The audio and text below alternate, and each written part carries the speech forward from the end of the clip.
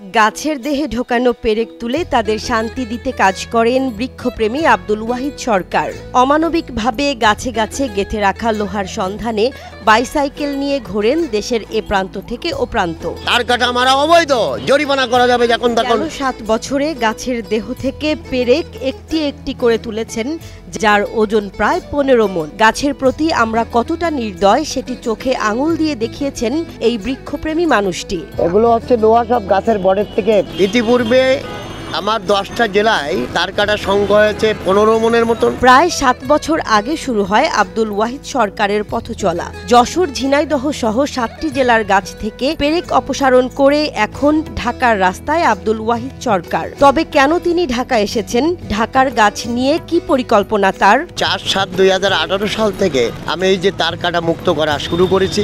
যে বৃক্ষগুলো দাঁড়িয়ে আছে শত্রু না ভেবে বন্ধু হিসেবে, যেখানে ব্যানার মারবেন সেগুলো আপনারা সরাসরি প্রতিরোধ করেন, সেগুলোকে মারার সুযোগ দিয়ে না। আব্দুল ওয়াহিদ পুনরায় ঢাকা শহর পরিষ্কার করার জন্য পরিবারের সকল মায়া ত্যাগ করে যশোর, ঝিনাইদহ, কুষ্টিয়া সহ 7 জেলায় 1400 কিলোমিটার সড়কের পাশের প্রায় 24,000 গাছের পেরেক তুলেছেন তিনি। এখন রাজধানী ঢাকার বুকে বিবর্ণ সবুজের কথা ভাবছেন আব্দুল ওয়াহিদ সরকার।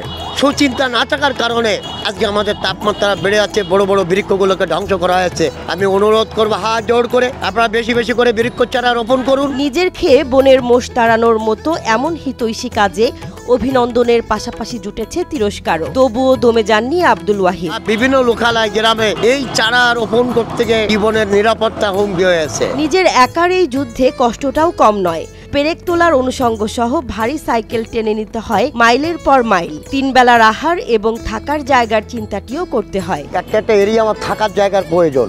ঢাকা শহরে মিরপুর এরিয়াটা খুব ইচ্ছা এবারে পরিষ্কার করব, কিন্তু মিরপুরে থাকার জায়গা আমি এখনো পাচ্ছি না। কোথায় থাকবো, কিভাবে থাকবো? এছাড়া নিজের টাকায় সরকারি জমিতে গাছ লাগিয়ে পেয়েছেন বঙ্গবন্ধু জাতীয় কৃষি পুরস্কার, যা বাড়িয়েছে দায়িত্ববোধ।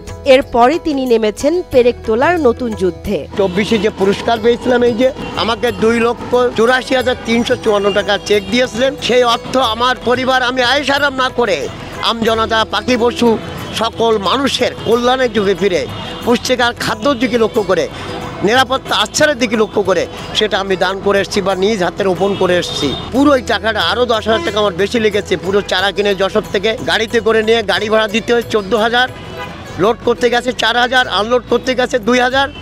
জেঙ্গাদা বন বিভাগতে নিয়েছি 3,000 টাকার চারা, যশোর বন বিভাগতে নিয়েছি 32,000 টাকার চারা, বিভিন্ন পাবলিক নার্সারিতে চারা নিয়েছি। মোট আমার ওখানে প্রায় 3 লক্ষ টাকা ব্যয় হয়েছে। হাই কোয়ালিটি উন্নয়নের দরকার নেই, পরিবেশটাকে স্বাভাবিক আনতে হবে।